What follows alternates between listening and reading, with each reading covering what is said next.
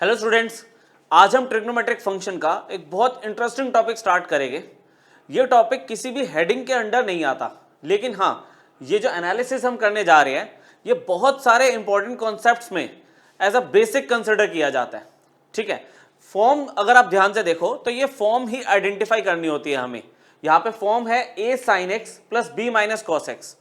अब इस पे क्या एनालिसिस करना है कि ये ट्रिग्नोमेट्रिक एक्सप्रेशन की मैक्सिमम और मिनिमम वैल्यू या फिर आप कह सकते हो कि इसकी रेंज क्या होगी, ये हमें पता करना सिखाया जाएगा इस टॉपिक में।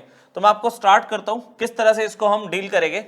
आपको फॉर्म दी है a sin x plus minus b cos x। यहाँ पे a और b एज अ कांस्टेंट कुछ भी हो सकता है, बीच में प्लस या माइनस कुछ भी ले सकते हैं हम। अच्छा, हम इसमें जब तक इसको एक सिंगल ट्रिग्नोमेट्रिक फंक्शन नहीं बनाएंगे ना, हम इसकी मैक्सिमम या मिनिमम वैल्यू चेक नहीं कर सकते। तो हमने यहाँ पे क्या किया, कुछ अजम्पशन से स्टार्ट किया। a को ले लिया मैंने r cos थीटा और b को ले लिया मैंने r sin थीटा, इस तरह से।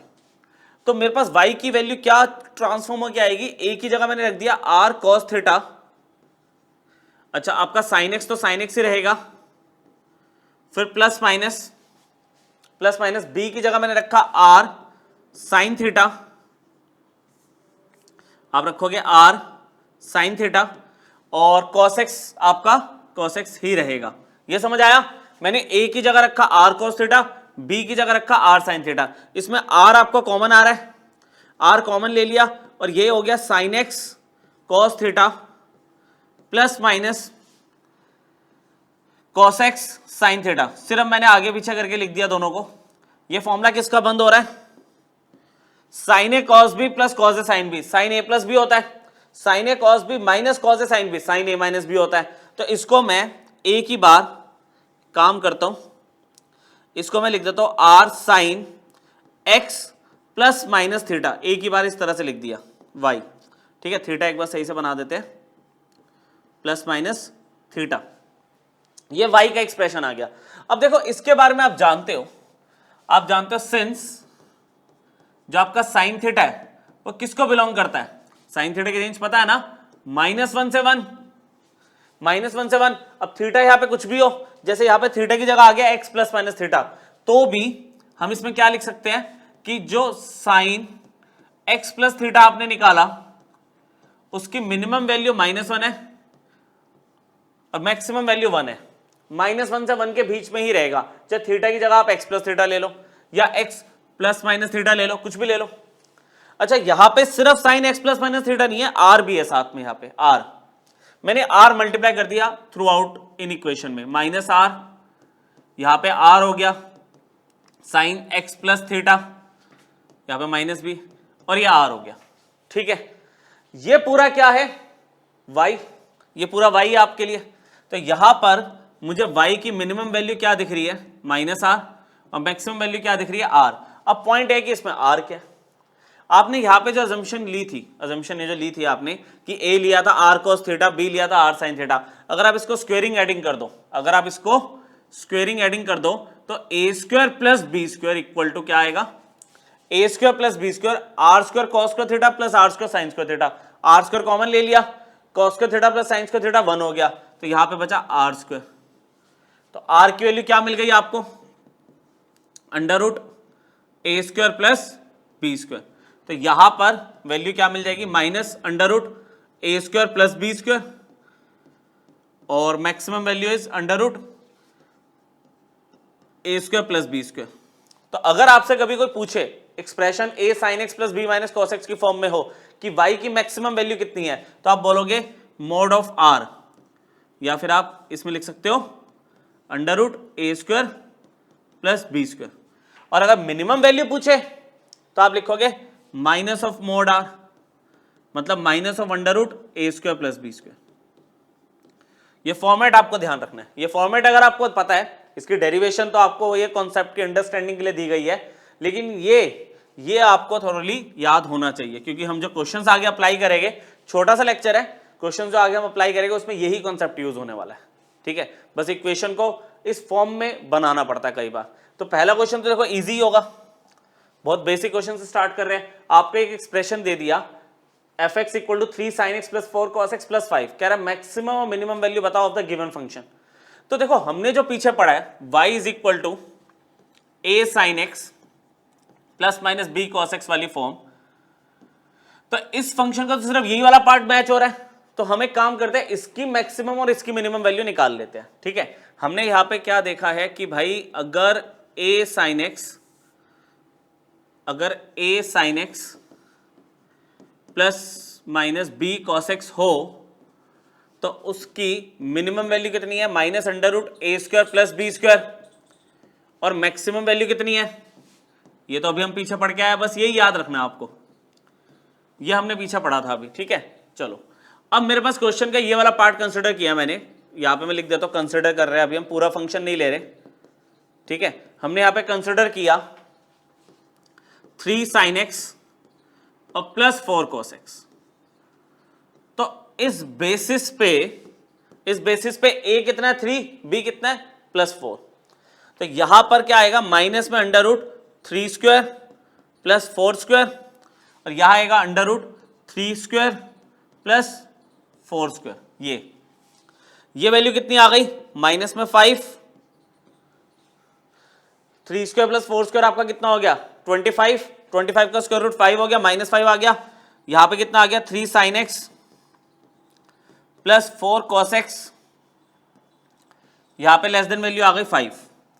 अब मुझे इतने पार्ट की तो वैल्यू मिल गई ना, मेरे पास fx में क्या चाहिए +5 भी चाहिए, तो मैंने क्या किया थ्रू आउट इस इनइक्वेशन में, यहां पे लिख देता हूं मैं फिर से, अभी इसको यहां पे हमने कैरी कर लिया। ठीक है, मुझे यहां पे इस एक्सप्रेशन के साथ +5 चाहिए, तो मैंने थ्रू आउट सब में +5 कर दिया, ये लो यहां पे +5 कर दिया, ये लो यहां पे +5, और ये हो गया 5 + 5, ये बन गया 0, ये हमारा बन गया fx, ये पूरा fx मैच हो गया, ये हो गया आपका 10। तो fx की मिनिमम वैल्यू कितनी है आपके पास, आप बोलोगे 0, fx की मैक्सिमम वैल्यू कितनी है, कितनी दिख रही है आपको 10, बस बहुत सिंपल सा concept, minus under root A square plus B square पकड़ा और under root A square plus B square plus वाला पकड़ा, minimum value maximum value, function में जो चेंज है वो चेंज हमने इनइक्वालिटी में लगा दिया और हमें मैक्सिमम मिनिमम वैल्यू फंक्शन की मिल गई। देखते हैं, तो बहुत सिंपल फंक्शन था, आगे भी देखते हैं, आगे कुछ अच्छे क्वेश्चंस भी है हमारे पास इसमें। तो जैसे इसमें यहाँ पे देखो दोनों साइन एक्स के एंगल रेशियोज आ गई और एंगल बहुत ही डिफरेंट है, हमारा मेन कंसर्न क्या होना चाहिए, A sine X plus B cos X, दोनों में देखो एंगल एक्स था, एंगल आपका साइन एक्स और कॉस एक्स का सेम होना चाहिए, वो यहां पर नहीं है, और दोनों रेशियो ही साइन एक्स की है। तो हमने क्या किया इसमें, पहले फंक्शन पे ही थोड़ा काम करना शुरू किया, फंक्शन पे, जैसे 5 sin x को मैंने ऐसे ही रखा, इसमें तो कोई वर्किंग होगी नहीं, यहां पर आपको दिख रहा है साइन a प्लस बी का फॉर्मूला लगता हुआ, हमने यहां पे फॉर्मूला ले लिया, sine a cos b plus cos a sin b +2, ये सिस्टम है। फिर fx लिया हमने यहां पे 5 sin x प्लस 3 टाइम्स, यहां पे क्या हो गई value, cos π/3 is cos 60 degree, half हो गया, यहां पे cos x को ऐसे रखा, sin π/3 sin 60 डिग्री, √3/2 हो गया +2।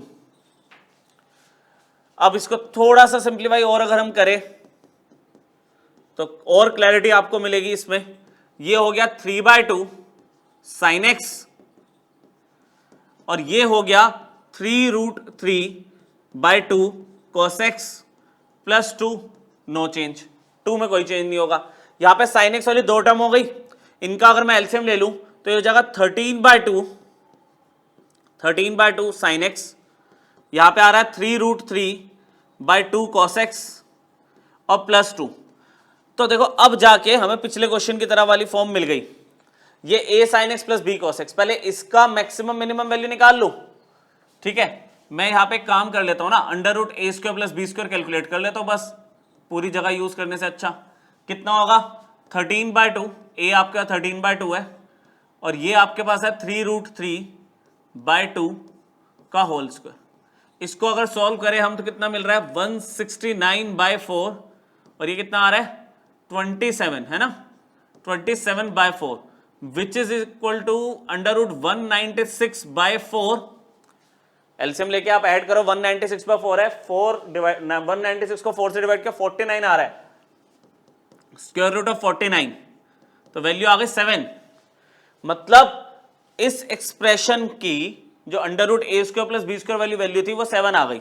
तो अगर मैं इस पे बात करूं तो इस हिसाब से तो क्या हुआ, -7, 13/2 sin x जो था,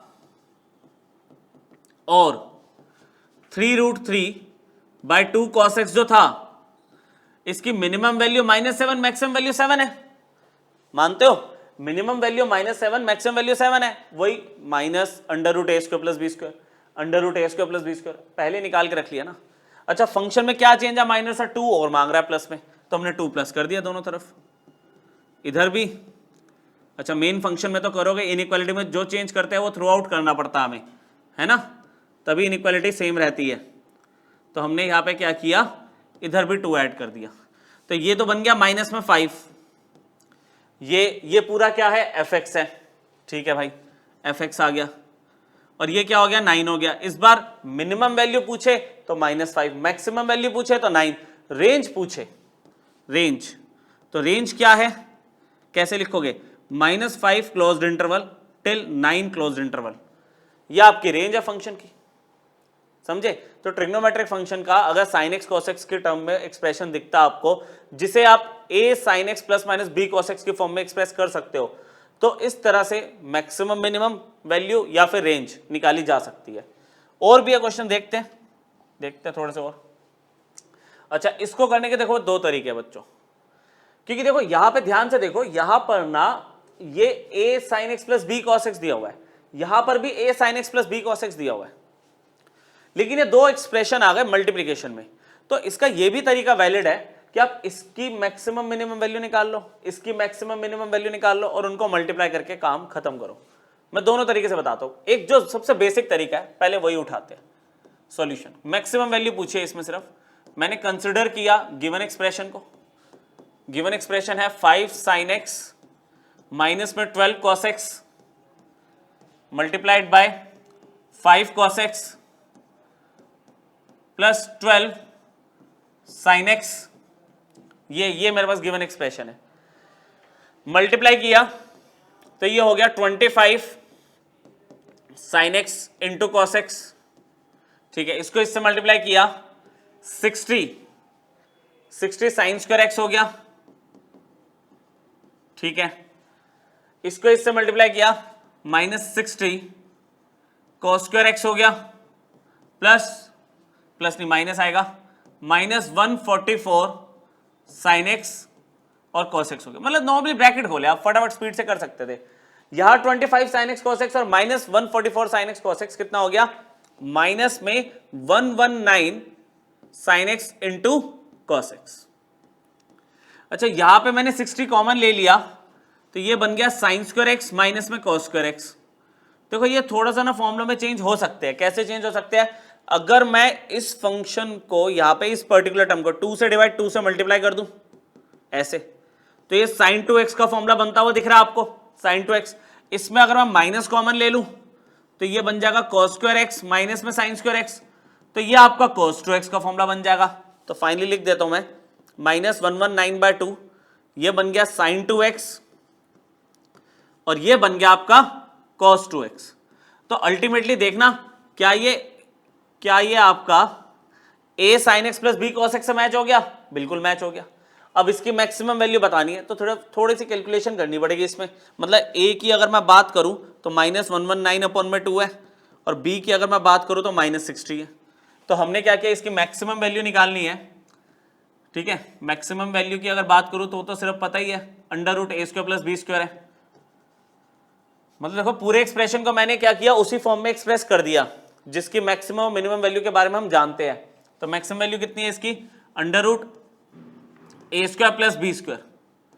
यहां पर a कितना है, -119/2 का होल स्क्वायर, और ये है -60 का होल स्क्वायर। मैंने कहा था थोड़ी सी कैलकुलेशन करनी पड़ेगी आपको बस, तो आप इसको कैलकुलेट करके देखो, 14161/4 आ रहा है, और ये आ रहा है 3600, ठीक है। अगर आप फिर एलसीएम ले लोगे 14161, ठीक है, ये अगर आप करोगे तो 14400/4 हो गया, ठीक है। अगर आप ऐड करते हो तो 16582/4, ठीक है। ये 4 तो 2 हो ही गया, और इसको अगर आप देखें तो पीछे 1 है तो 9 और 16 256। तो ये मतलब एक एस्टिमेशन से हमने इसमें क्या करा, 169 है इसका रूट। लॉन्ग डिवीजन से करके देख लो, अदरवाइज मतलब स्क्वायर रूट निकालना आता है आप सबको, लॉन्ग डिवीजन से कर लो, या फटाफट एस्टिमेशन लगा लिया कि 256 समवट 16 का स्क्वायर होता है ना, तो 16 और लास्ट में 9 आ रहा है, 81 यूनिट डिजिट 1 कब होगी, जब 9 होगा लास्ट में। तो इसकी मैक्सिमम वैल्यू 169/2 है। अच्छा मिनिमम बोलता तो -169/2 आ जाता। और मैं क्या करता, दूसरा तरीका, दूसरे तरीके में क्या करा मैंने, क्या किया, इसकी मैक्सिमम वैल्यू निकाली सिर्फ इस एक एक्सप्रेशन की। इसकी मैक्सिमम वैल्यू अगर आप निकालते हो तो कितना बन रहा है आपके पास,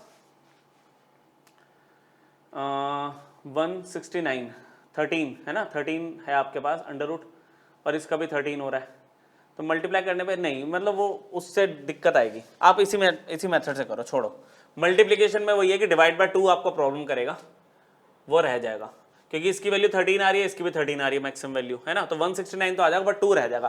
तो आप इसका जो जेन्युइन मेथड है यही लगाओ, यही वाला लगाओ आप, ठीक है।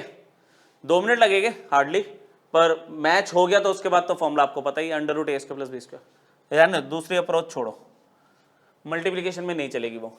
चलो ये भी एक थोड़ा और मतलब प्रैक्टिस क्वेश्चन की फॉर्म में अच्छा क्वेश्चन है कि इनिशियली देखो ना, फॉर्म मैच थोड़ी हो रही है, पहले आप फॉर्म मैच करवाओगे, a sin x plus B cos X वाली, या a sin x minus B cos X वाली फॉर्म आप मैच करवाओगे।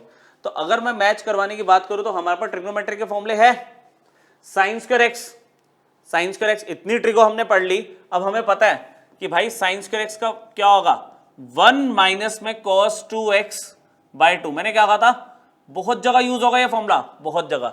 यहां पे साइन x cos x का कुछ नहीं होगा, अगर आप 2 से डिवाइड 2 से मल्टीप्लाई कर दो तो हाँ शायद कुछ हो सकता है, ये फॉर्मूला बन जाएगा साइन 2x का। अच्छा cos स्क्वायर x का फॉर्मूला याद है, 1 प्लस cos 2x/2, ये हो गया। चलो अब थोड़ा सा सिंप्लीफाई करने की कोशिश करिए, ये हो जाएगा आपका a/2 माइनस में a/2 cos 2x, इस तरह से। ये देखो क्या किया मैंने, a/2 minus a/2 cos 2x, ये तो sin 2x बन गया, ये 2 से 2 काट मत देना दोबारा, ये sin 2x हो गया। तो ये बन गया b/2 sin 2x वाली एक ही टर्म है। इसको अगर मैं देखूंगा तो c/2, 1 से मल्टीप्लाई करने में c/2 और c/2 cos 2x, एक मिनट, ये बन जाएगा cos 2x। अब sin 2x वाली तो एक ही टर्म है, देखो उसको आगे लिख दो, b/2 sin 2x। अच्छा cos 2x वाली 2 है, तो cos 2x में मैंने cos 2x पीछे से कॉमन लिया, इसको लिख दिया c/2 माइनस a/2। मतलब लिखने का भी तरीका होता है ना यार, पॉजिटिव वैल्यू पहले लिख दो, नेगेटिव वैल्यू बाद में लिख दो, और cos 2x पीछे से कॉमन ले लिया। अच्छा कांस्टेंट वैल्यू क्या दिख रही है आपको, कांस्टेंट वैल्यू क्या दिख रही है, c/2 प्लस a/2। तो ऑलमोस्ट वही फंक्शन बन गया ना, a sin x plus b cos x, angle same होनी चाहिए। देखो cos 2x sin 2x, ये कांस्टेंट टर्म है। अब इसकी देखो ना, अगर मैं इसको ऐसे ले लूं, कैपिटल ए ले लूं b/2 coefficient of sin 2x, capital b ले लूं मैं आपके लिए c/2 माइनस में a/2, तो इसका r क्या होगा, नेक्स्ट पेज पे जाता है, थोड़ी सी जगह चाहिए इसके लिए। इसका r क्या होगा, मैंने ये ले लिया under root a² plus b², ये तो a की वैल्यू मेरे पास कितनी थी, b/2 इसका स्क्वायर, और कैपिटल B की वैल्यू कितनी थी, c/2 माइनस में a/2 इसका स्क्वायर। ठीक है, ये r की वैल्यू आ गई, ठीक है, ये r की वैल्यू आ गई। और अगर मेरे पास जो इक्वेशन दी हुई है, एक सेकेंड, ये जो पूरी इक्वेशन है मेरे पास जो r की वैल्यू आई है वो तो इन दोनों को देख के आई है ना। अब c/2 प्लस a/2 भी तो ऐड करना है ना, तो लिखो पहले पूरा। ओहो पीछे चले गए, नेक्स्ट वाले पेज पे आ गए फिर से। ठीक है, नाउ अब मेरे को पता है कि भाई माइनस r आपका पता है a sin x plus b cos x, minus r और r के बीच में होती है ये वैल्यू, है ना। तो यहाँ पे हमारे पास जो r आया वो क्या आया, b/2 का whole square plus c/2 minus a/2 का होल स्क्वायर। ठीक है, सॉल्व करने की कोई नीड नहीं है इसमें। लेस देन इक्वल टू मेरे पास ओरिजिनल इक्वेशन क्या है पीछे, b/2 sin 2x और plus c/2 minus a/2 cos 2x। मतलब ये जो इक्वेशन थी उसकी मिनिमम वैल्यू ये है माइनस में, और मैक्सिमम वैल्यू कितनी हो जाएगी, b/2 का square plus c/2 minus a/2 का स्क्वायर। इस तरह से ये सिचुएशन है। अब इसके साथ क्या है, c/2 प्लस a/2 वाली कांस्टेंट टर्म है ना, c/2 प्लस a/2 वो ले लेते हैं बस लास्ट। तो मेरे पास थ्रू आउट ऐड करना पड़ेगा वैल्यू को, यहां पर क्या किया, plus c/2 plus a/2 add कर दिया, इधर भी करोगे आप, b/2 sin 2x। ठीक है, आराम से लिख रहा हूं मैं, समझ जाओ आप। यहां पर एक मिनट, ये cos 2x आएगा, तो इधर भी आपका c/2 प्लस a/2 वाली कांस्टेंट टर्म ऐड हुई,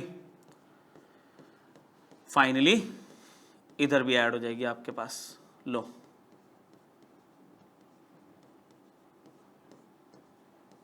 यहां पे c/2 प्लस a/2, मतलब मेरे इस पूरे फंक्शन की मिनिमम वैल्यू ये है और मैक्सिमम वैल्यू ये है। इसको सिंप्लीफाई करने की नीड है ही नहीं, यही है सिचुएशन, समझे, यही आएगा। अच्छा क्या होगा, ज़्यादा से ज़्यादा कोई वैल्यू दे देता है, ए बी सी की कोई वैल्यू दी हुई है, तो हाँ वो वैल्यू पुट करते जाओगे, साथ साथ सॉल्व होता जाएगा। आया समझ? इसको आप एक बार रिवाइज करना चाहो रिवाइज कर सकते हो। ठीक है, तो ये ले सकते हैं हम। और एक मैं आपको ना इसके लिए एक इंपॉर्टेंट पॉइंट भी लिखवा देता हूँ, रुको, एक इंपॉर्टेंट पॉइंट लिखवा रहा हूँ कि अभी एक इक्वेशन आप कंसिडर कर लो इसी पे based, a sin x plus b cos x, ये फंक्शन था ना, अगर ये इक्वल टू c दिया हुआ है आपको, एक कांस्टेंट वैल्यू दिया हुआ है, तो कह रहा है इस इक्वेशन का पहली condition, it will have at least one solution, इस इक्वेशन का कम से कम एक सॉल्यूशन होगा। ठीक है, इफ ये जो c की वैल्यू है ना, इसका जो c की वैल्यू वो minus under root A square plus B square से ज्यादा हो और under root A square plus B square से कम हो। मतलब ये जो सामने कांस्टेंट की वैल्यू है ना, अगर वो वैल्यू इस मिनिमम और मैक्सिमम वैल्यू के बीच में होगी तो इस इक्वेशन का कम से कम एक सॉल्यूशन होगा, एक से ज्यादा भी हो सकता है। और अदरवाइज अगर ये c की वैल्यू ज्यादा हो गई, मतलब इससे बाहर हो गई, इस इंटरवल से बाहर हो गई, तो उस केस में इस इक्वेशन का सॉल्यूशन ही नहीं होगा। ठीक है, और इट विल हैव इट की मतलब इक्वेशन की बात हो रही है, नो सॉल्यूशन इफ हम यहां पे बोल रहे हैं कि c की वैल्यू क्या होगी आपकी, मतलब मैं यहां पे इसको ऐसे मोड से में लिख तो सकते हैं कि c की वैल्यू या तो आपकी under root A square plus B square से ज्यादा होगी, ठीक है, या फिर c की वैल्यू आपकी minus under root A square plus B square से कम होगी, ऐसे। ठीक है, ये गड़बड़ लिख रहा हूँ, एक सेकंड। ठीक है, c की वैल्यू ज़्यादा होगी और c की वैल्यू अगर कम होगी तो आप इसमें ऐसे लिख सकते हो, ऐसे। अब ठीक है ना, c की वैल्यू अगर इस माइनस वाली वैल्यू से कम हुई या इस पॉजिटिव वैल्यू से ज़्यादा हुई तो उस इक्वेशन का सॉल्यूशन ही नहीं होगा। ये भी बहुत इंपॉर्टेंट पॉइंट है आपका, जो बहुत ज़्यादा ट्रिग्नोमेट्रिक इक्वेशन सॉल्विंग में ना यूज़ होगा। ठीक है, आगे वो भी हम लेक्चर्स कवर करेंगे, ट्रिग्नोमेट्रिक इक्वेशन की सॉल्विंग। मेंस में जनरली उस पर क्वेश्चन आता है एक, ठीक है, और आपके एनसीईआरटी में तो पूरी एक एक्सरसाइज है 3.4 ट्रिग्नोमेट्रिक इक्वेशन की, करेंगे, उसको भी डिस्कस करेंगे। अभी आप ये पॉइंट ध्यान रखना। ठीक है, चलो 2 क्वेश्चन हो रहा है हमारे पास, छोटे छोटे कंप्लीट करते हैं। यहाँ पे आपको कह रहा है कि भाई इस एक्सप्रेशन की ना आप इंटीग्रल वैल्यूज बताओ, इस एक्सप्रेशन की इंटीग्रल वैल्यूज बताओ। ठीक है, इंटीग्रल वैल्यूज किसकी, जिस एक्सप्रेशन में k इन्वॉल्व कर दिया, k की वैल्यू बतानी है आपको। तो इसको मैं आपको समझाता हूं कैसे करना है। देखो आपके पास जो इक्वेशन है, बहुत सिंपल क्वेश्चन है, बहुत ज्यादा सिंपल क्वेश्चन। वो आपको एक इक्वेशन फॉर्म में दिया हुआ है, sine X plus cos X equal to K plus one. देखो ये इक्वेशन आ गई, अभी जो पीछे पॉइंट बताया ना उस पे एप्लीकेशन है इस, मतलब ये क्वेश्चन आपका। तो आप ये देखो ना, sign X plus cos x के एक्सप्रेशन को तो आप जानते हो, इसकी मिनिमम और मैक्सिमम वैल्यू की अगर मैं बात करूं तो a 1 दिख रहा है, b भी आपका 1 दिख रहा है, तो under root A square plus B square कितना आ गया आपके पास? आप बोलोगे under root 1 square plus 1 square is root 2। तो sine X plus cos X का जो एक्सप्रेशन है उसकी मिनिमम वैल्यू है माइनस में रूट 2 और मैक्सिमम वैल्यू कितनी है? Root 2। Minimum value minus root 2, maximum value root 2 है। अच्छा, इस एक्सप्रेशन की वैल्यू कितनी है? के प्लस 1। देखो ना, इस इक्वेशन की वैल्यू कितनी है? के प्लस 1। वो यही कह रहा ना, इस इक्वेशन का देखो इक्वल टू में ये इक्वेशन वैलिड कब होगी? जब वैल्यू इसके बीच में होगी, है ना। ये जो मान लो c है, ये सामने वाला c हो गया, तो c क्या होगा? Minus under root A square plus B square, under root A square plus B square के बीच में होना चाहिए, तभी इस इक्वेशन का एक वैलिड सॉल्यूशन निकलता है। अब यहाँ पे 1 को अगर मैं इधर ट्रांसफॉर्म कर दूं, मतलब मेरे को -1 हटाना है ना, तो मैंने इन इक्वेशन को यहाँ पे ऐसे कंसिडर किया। अब मुझे ये k की वैल्यू निकालनी, तो -1 करना है, मैंने सब में -1 कर दिया ऐसे, ये लो। अब मुझे k की इंटीग्रल वैल्यूज बतानी कितनी हो सकती है। देखो माइनस रूट 2 -1 का मतलब कितना हो गया बच्चों? ये 1.414 होता है, तो ये हो गया -2.4 माइनस में 2.414, ये लो, ये पॉइंट लगा दिया, ठीक है। यहां पे कितना होगा? 1.414 -1 कितना हो जाएगा? 0.414। इसमें k की इंटीग्रल वैल्यू बतानी है, तो k की इंटीग्रल वैल्यू कितनी हो जाएगी? -2, है ना, -2 से कम, -1 और 0, बस 3 वैल्यूज आ रही है k की इंटीग्रल। इंटीजर आना चाहिए था आंसर, ठीक है। हुआ क्लियर? ये इक्वेशन जो पीछे मैंने कंडीशन लिखवाई कि इस इक्वेशन का सॉल्यूशन कब होगा? जब इधर ये जो c है, मान लो ये c है, a sin x plus b cos x के सामने, तो c के लिए -r और +r के बीच में होना चाहिए, या फिर minus under root A square plus B square और under root A square plus B square के बीच में होनी चाहिए वैल्यू। क्लियर? ठीक है। एक लास्ट क्वेश्चन और देखते हैं। अब इसमें क्या है कि हमारे जो प्रीवियस लेक्चर थे ना, उनमें जो हमने फॉर्मूले सीखे थे वो यूज हो गए, और लास्ट में जाके मैक्सिमम मिनिमम का कॉन्सेप्ट यूज होगा। ये अच्छा क्वेश्चन है। देखो फाइनली मैक्सिमम वैल्यू पूछी है इस एक्सप्रेशन की। पहले एक्सप्रेशन उस फॉर्म में ही नहीं है कि मैं मैक्सिमम या मिनिमम के बारे में सोच सकूं, एक्सप्रेशन को पहले सिंप्लीफाई करना पड़ेगा। अब एक्सप्रेशन में cos क्यूब x आ गया 3 बार, तो हमने एक फॉर्मूला सीखा है लास्ट के कुछ लेक्चर्स में, cos 3 थीटा मेरे पास कितना होता है? 4 cos क्यूब थीटा माइनस में 3 cos थीटा, ठीक है। तो यहां पे हमने क्या किया? cos 3 थीटा के पास प्लस 3 cos थीटा को भेज दिया। यहां पे क्या बना? 4 cos क्यूब थीटा, ये 4 नीचे आ गया, cos 3 theta plus 3 cos theta divided by 4, इस तरह से ये cos क्यूब थीटा बचा। तो cos क्यूब थीटा की वैल्यू क्या है? cos 3 theta plus 3 cos theta by 4। ये मैं पहले बता चुका हूं, पर मैंने फिर भी एक बार रिवाइज करा दिया आपको, ठीक है। चलो, अब इस बेसिस पे मैंने एक काम करा, इसको ना fx ले लिया, fx ले लिया। fx मेरे पास है cos cube x plus cos cube 120 degree plus x और cos क्यूब 120 डिग्री माइनस में x। अच्छा, 120 डिग्री को कई बार आपको क्या 2π/3 लिखा हुआ दिखेगा, बात एक है वो रेडियन में है, डिग्री में है। अब cos क्यूब x, देखो cos क्यूब x का फॉर्मूला क्या बनेगा? cos 3x plus 3 cos x by 4। मैंने कन्वर्ट करना शुरू कर दिया, cos 3x plus cos x by 4। मैंने सिर्फ अभी इस एक्सप्रेशन को कन्वर्ट किया। अब है cos cube 120 degree plus x, मतलब थीटा क्या है? 120 प्लस x, यहां भी 120 प्लस x, यहां भी 120 प्लस x। मैं बिना सॉल्विंग करे अभी पहले लिख रहा हूं सिर्फ इसमें, cos 3 times 120 degree plus x plus में क्या? 3 times cos 120 degree plus x upon में 4, ठीक है। अब एक काम करो, इसे हटा दो, या चलो नीचे लिख लेते हैं, नेक्स्ट पेज पे चले जाएंगे। इसके बाद हम यहां पे कितना है? प्लस cos 3, फिर यहां पे क्या आ जाएगा? अब थीटा मेरे पास कितना है? 120 minus x plus 3 times cos 120 degree minus x by 4। ठीक है, नेक्स्ट पेज पे लेके जा रहा हूँ, या यहाँ पे जगह है ना, मैं पहले एक काम करता हूँ, एलसीएम तो ले ही लूँ, 1/4 बाहर आ गया, एक लाइन में थोड़ा सा सिंप्लीफाई कर लेते हैं, फिर नेक्स्ट पेज पे चलते हैं।